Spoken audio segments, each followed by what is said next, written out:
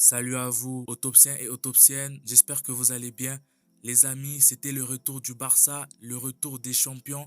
On se retrouve pour un débrief du match qui opposait Mallorca au FC Barcelone à l'occasion de la première journée du championnat d'Espagne, la Liga.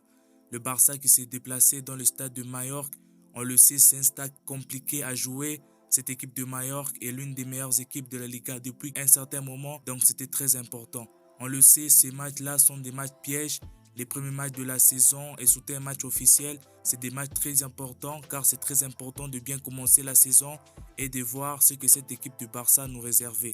Dans ce débrief, on va parler des points importants, des tops, pas vraiment des flops parce qu'il n'y en a pas vraiment et surtout que les matchs s'est vu abrégés par 2 cartons rouges pour Mallorca. Donc, pas d'enseignement à tirer pour les flops, même s'il y en a quand même eu des flops dans ces matchs. Installez-vous et c'est parti pour un nouveau débrief. C'est tout de suite et bonne vidéo.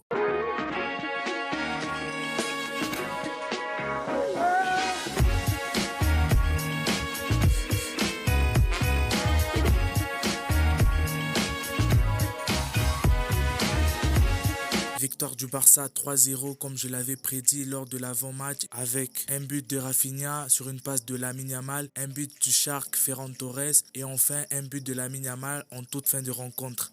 Le Barça s'impose assez facilement face à une équipe de Mallorca assez déséquilibrée avec 2 cartons rouges qui les a pénalisés et à partir de la 40e minute de jeu, ce n'était plus du tout le même match. Avant de commencer à parler tactique, j'aimerais d'abord te demander si ce n'est pas déjà fait de t'abonner. Il y aura des débriefs du Barça sur cette chaîne et comme vous le voyez, je ne fais pas seulement des débriefs, je te parle aussi des joueurs du Barça, des légendes et de l'histoire du Barça. Si mon contenu te plaît, n'hésite pas de t'abonner, à lâcher un pouce. Merci à ceux qui le font, vous êtes vraiment les GOAT et nous on est reparti pour l'analyse.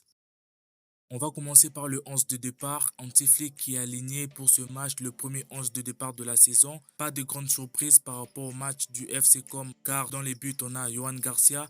Sur les côtés, Alejandro Balde et encore Eric Garcia qui est préféré par rapport à Jules Koundé.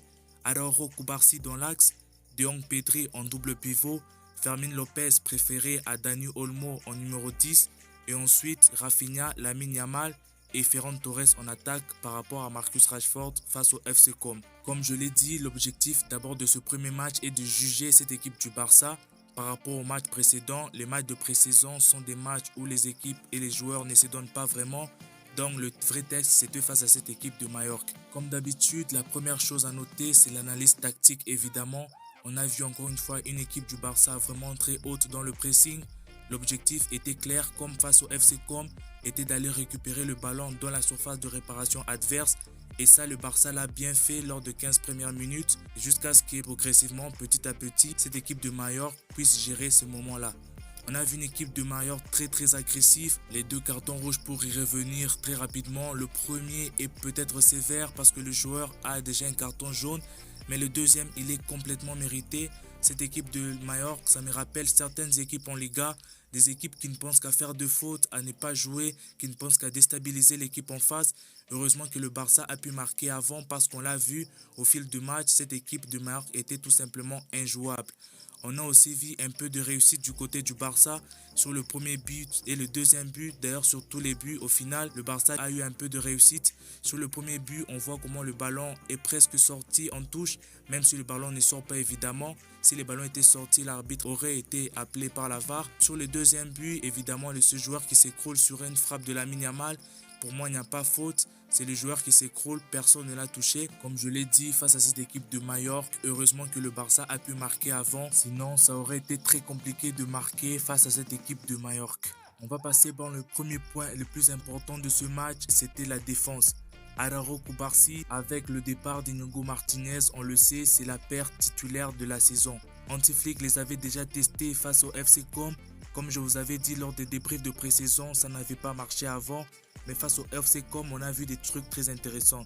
Et dans ces matchs, j'avais envie de voir ce que ça aurait pu donner face à cette équipe de Mallorca. Même si on le sait, cette équipe de Mallorca n'a pas assez des armes pour bouger cette défense du Barça. L'une des choses à noter, c'est d'abord le piège du hors-jeu qui n'a pas vraiment bien fonctionné, surtout avec Araujo. Attention, Araujo a été très bon et je trouve vraiment qu'il monte en puissance, qu'il devient de plus en plus fort. Je pense qu'il retrouve de la confiance, même si par moment on voit avec le piège du hors-jeu, il y a certaines erreurs de positionnement d'Araujo. Je pense qu'il va vraiment améliorer ses lacunes. On le sait, Ronald Araujo n'est pas ce genre de défenseur qui va porter la balle vers l'avant et cette défense haute le fait vraiment très mal. Ce sera un joueur à observer cette saison. Depuis l'arrivée de Hansi Flick, il a toujours été en difficulté avec cette défense trop haute. Ce sera intéressant d'analyser et de voir ce qu'Araujo deviendra petit à petit au fil de la saison. Pour terminer avec la défense, j'ai aussi aimé le match de Eric Garcia qui est aujourd'hui une vraie alternative à Jules Koundé. Ça fait 2 matchs de suite que Hansi Flick le titularise. Ce serait très intéressant de voir au fil de la saison jusqu'où il peut aller aussi par rapport à Jules Koundé. Hansi Flick donne de plus en plus de responsabilités à Eric Garcia et il veut à tout prix qu'il reste à Barcelone. On verra ça au fil de la saison. On enchaîne avec le deuxième point et on va parler de Lamine Yamal. Encore une fois, masterclass de sa part. Mais le problème avec Lamine Yamal, c'est qu'on a toujours le même problème. Moi, je me pose des questions. Lamine Yamal, Hansi Flick, l'a-t-il beaucoup trop responsabilisé ou c'est juste qu'il a envie de se faire kiffer? Dans ce match face au FC Mallorca, on l'a très bien vu. On a vu un Lamine Yamal qui assumait plus ses responsabilités. Quand le Barça avait la balle, l'objectif c'était à tout prix de passer à Lamine Yamal le ballon. Et Lamine Yamal allait plus dans les duels, plus dans les 1 contre 1. Même quand il savait qu'il ne pouvait pas passer, il y allait quand même. Même quand il savait que ça allait sortir, quand il tirait quand même. Et moi, je me pose des questions. C'est sûrement sur ces matchs où Hansi Flick avait besoin de tester, de voir des trucs, où c'est comme ça que Lamine Yamal commence à jouer. Évidemment, ça reste Lamine Yamal, encore une fois, masterclass de sa part. C'est mon homme du match pour cette rencontre.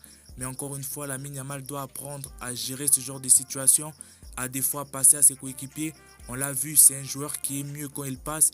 Il a cette patte, il est capable de passer des ballons. Toute l'équipe du Barça repose aujourd'hui sur Lamine Yamal et on l'a encore vu lors de cette pré-saison, lors de ce match encore une fois. Mais je le répète encore une fois, le match de Lamine Yamal, il est incroyable. Évidemment, quand il est à ce niveau, il est inarrêtable.